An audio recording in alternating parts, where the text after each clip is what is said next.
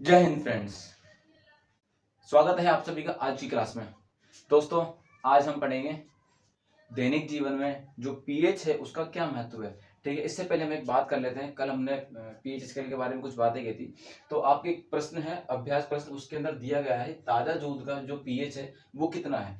जो ताजा दूध आप निकालते हैं किसी भी गाय से या भैंस से, उसका जो पीएच होता है वो कितना होता है, 6 होता है। लेकिन जब वो दूध से दही बनता है लेकिन जब वो दूध से दही बनता है तो वो और ज्यादा क्या हो जाता है दोस्तों, अम्लीय हो जाता है। इसलिए जब भी दूध से दही बनता है ना, तो दही का पीएच हो जाता है मतलब पीएच हो जाता है कम। मतलब अगर 6 है तो उससे कम हो जाएगा, जैसे 5 हो जाएगा, फिर क्या नाम से 4.5 हो जाएगा, फिर 4 हो जाएगा। तो ऐसे करते करते उसकी अम्लीयता बढ़ती जाती है। ठीक है, तो ये था दूध के बारे में। अब हम बात करते हैं दैनिक जीवन में पीएच का महत्व।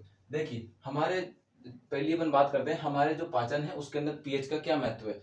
जो पाचन होता है दोस्तों, उसके अंदर आपको पता है अमाशय के अंदर क्या पाया जाता है, हाइड्रोक्लोरिक अम्ल। एक अम्ल पाया जाता है अपने पेट में, क्या काम है, क्या नाम है, हाइड्रोक्लोरिक अम्ल। ठीक है, अब ये जो अम्लीयता होती है बढ़ती है। कभी कभी अपन क्या करते हैं दोस्तों, ज्यादा अम्लीय चीज खा लेते हैं, जैसे कि कोई सॉफ्ट ड्रिंक पी ली या कोल्ड ड्रिंक पी ली, या फिर कोई ऐसी ऐसी जैसे कभी उसके ऊपर नींबू पानी पी लिया, फिर सोडा पी लिया। तो ऐसे कहीं जो पेट का जो अम्लीयता होती है वो और ज्यादा हो जाती है, वो कम नहीं होती दोस्तों, वो बढ़ती जाती है। इस वजह से अपने पेट पे क्या हो जाता है, एसिडिटी जिसको अपन बोलते हैं, हमारे पाचन का।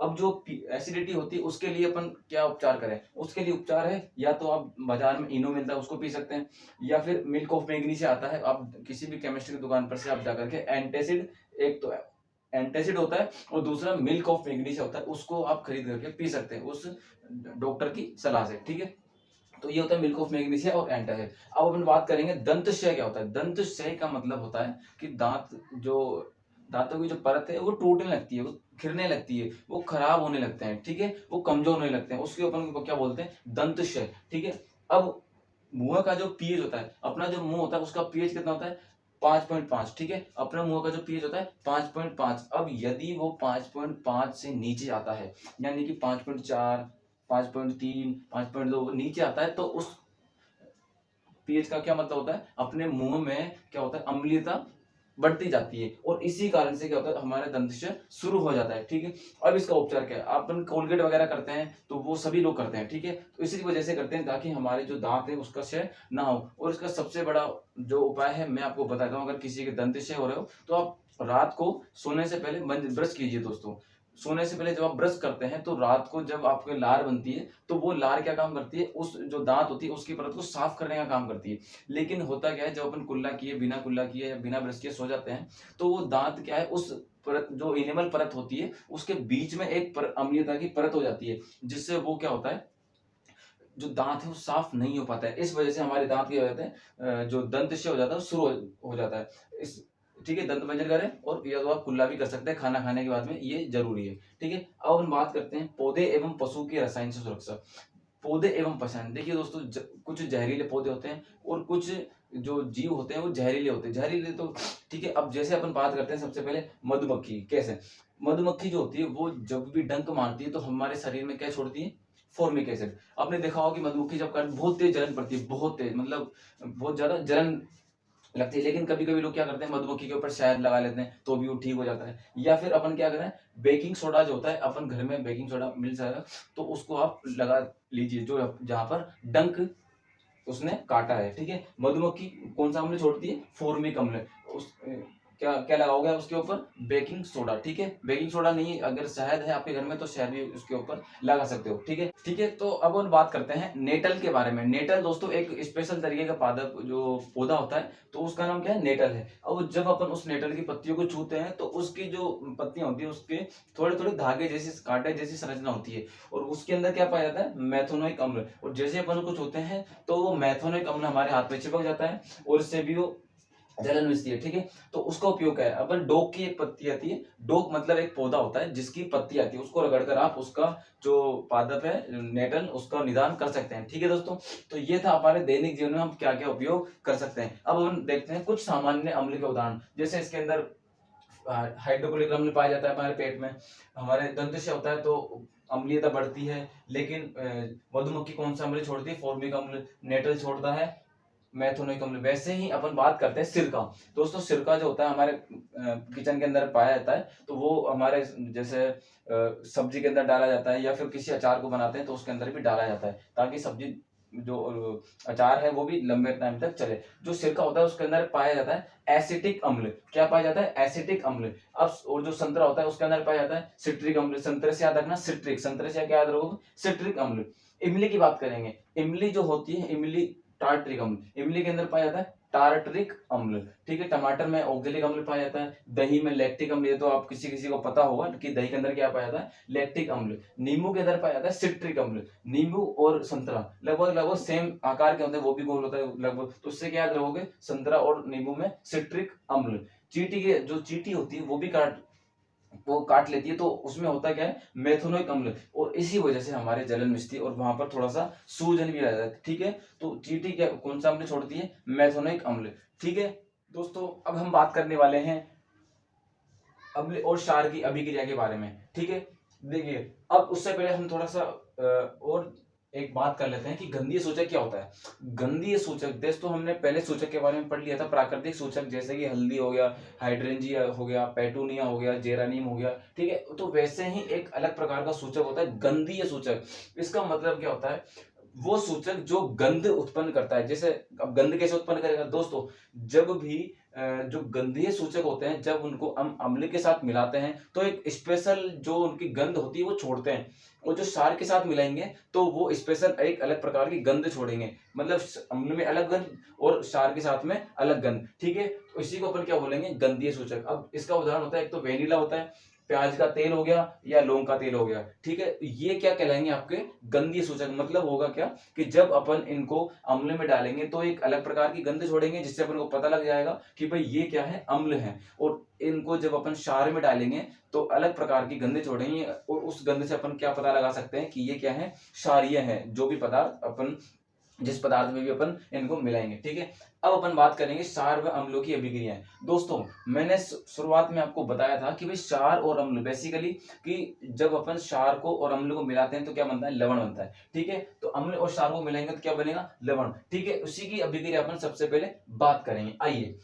अम्ल और क्षार की जब अपन अभिक्रिया करते हैं तो क्या बनता है? लवण और जल। ठीक है, इसका एक उदाहरण लेते हैं, यह है सोडियम हाइड्रोक्साइड। जब हम सोडियम हाइड्रोक्साइड को HCl क्या होता है दोस्तों? इसमें H आ गया। मैंने बताया था कि भाई H क्या होता है? जब भी आपको किसी भी सूत्र में H दिख जाए मतलब क्या है? अम्ल। और जब OH दिख जाए मतलब साथ में क्या दिख जाए? OH। और क्या दिख जाए?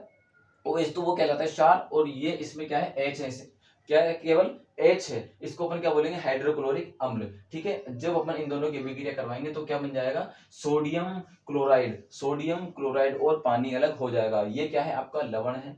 देखिए दोस्तों, इसमें H भी नहीं है तो मतलब अम्ल भी नहीं है। इसके अंदर कहीं पर OH आपको दिख भी नहीं रहा है, तो इसका मतलब क्या है? ये क्या है? लवण। ठीक है, और ये क्या है? पानी। ठीक है, ये आपको मिल गया। ऐसे ही कई और आप उदाहरण कर सकते हैं। आप घर पे बैठकर इनकी प्रैक्टिस जरूर कीजिए। ठीक है, आइए अपन बात करते हैं एक नई चीज की। इसके अंदर आपको कुछ ना कुछ देखने को मिल रहा होगा। देखिए, अम्ल व क्षार मिलकर परस्पर क्या हो जाते हैं? उदासीन।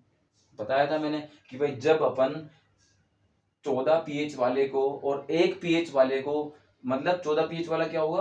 क्षार, एकदम क्षार। और 1 pH वाला क्या होगा? एकदम अम्लीय। जब दोनों को मिलाते हैं तो दोनों हो जाएंगे उदासीन, और इसी अभिक्रिया को बोलेंगे उदासीन अभिक्रिया। क्योंकि वो दोनों हो चुके हैं क्या? उदासीन। इसलिए उन्होंने कौन सी अभिक्रिया की? उदासीन अभिक्रिया। उदासीन अभिक्रिया का मतलब होता है अम्ल और क्षार मिलकर जब परस्पर क्या हो जाते हैं? उदासीन। मतलब क्या बन जाता है उनसे? उदासीन, मतलब लवण बन जाता है, तो वो क्या कहलाते हैं? उदासीन अभिक्रिया। ठीक है, इसको अपन क्या बोल सकते हैं? उदासीन अभिक्रिया, जिसके अंदर लवण बनता है। ठीक, अब अपन पढ़ते हैं दूसरी अभिक्रिया। अम्ल व क्षार की अभिक्रिया करेंगे धातु से।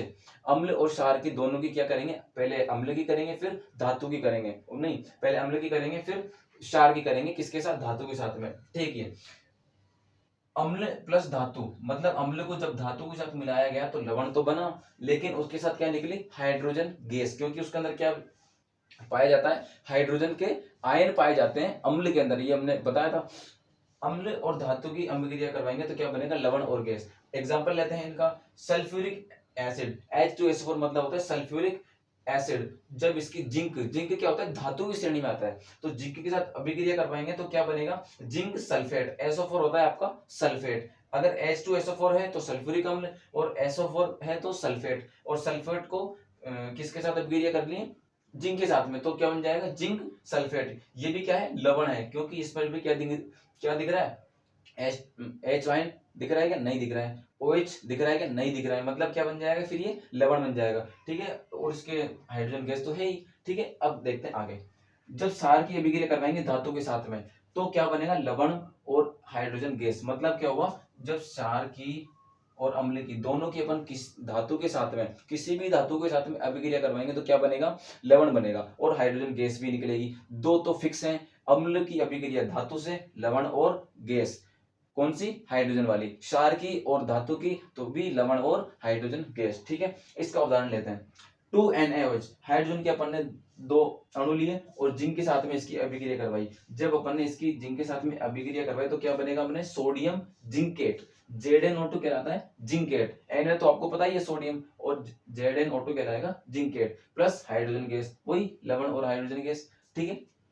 तो ये थे एक एक मैंने उदाहरण बता दिए, आप घर पे बैठकर किताब में से या कहीं जो भी आपके रेफरेंस बुक है उसमें से आप इनको सोल्व कीजिए बिना देखे, ठीक है। इससे क्या है आपकी प्रैक्टिस बढ़ेगी, ठीक है। इससे क्या होगा कि भाई आप में हैबिट में आएगा कि भाई जब अपन अम्ल की अभिक्रिया करवाएंगे धातु से तो क्या बनेगा, थोड़ा दिमाग में बैठेगा, ठीक है दोस्तों। तो ये था आज के लिए, फिर अगली वीडियो में फिर से मुलाकात होगी। लेकिन मैं आप सब जो भी इस वीडियो को देखते हैं, जो भी हमारे चैनल पर कंटिन्यू बने हुए हैं, उनसे निवेदन है कि जो कहीं से भी हमारी वीडियो देखते हैं तो यस लिख दीजिए और अपनी जगह का नाम लिख दीजिए जहां पर भी वो बैठे हुए हैं, ठीक है। जिस भी जिले में या जिस भी राज्य में रहते हैं, उससे क्या है हमको एक थोड़ा सा प्रोत्साहन मिलेगा ताकि हम और अच्छे से आपको बता सकें, और जो ये हम आपको पढ़ाते हैं उनको और अच्छे तरीके से आपको डिटेल में बता सकें, ठीक है। और हम कोशिश करेंगे कि जल्द से जल्द हम आपके लिए जिन भी विद्यार्थियों को जो H2SO4 बनेगा कैसे, ये बनता कैसे है, जैसे HCl है ये बनेगा कैसे, HCl ही क्यों बना, यहाँ पर H2SC जो Cl है वो क्यों नहीं आया, इस पर एक डिटेल वीडियो हम लाने वाले हैं। तो ठीक है दोस्तों, आप एक काम कीजिए जहां पर भी आप रहते हैं वहां पर आप, और जो हमारे साथ में कंटिन्यू बने हुए हैं वो कमेंट में उस जगह का नाम लिख दीजिए, ठीक है दोस्तों। फिर मिलेंगे अगली वीडियो में, तब तक के लिए नमस्कार।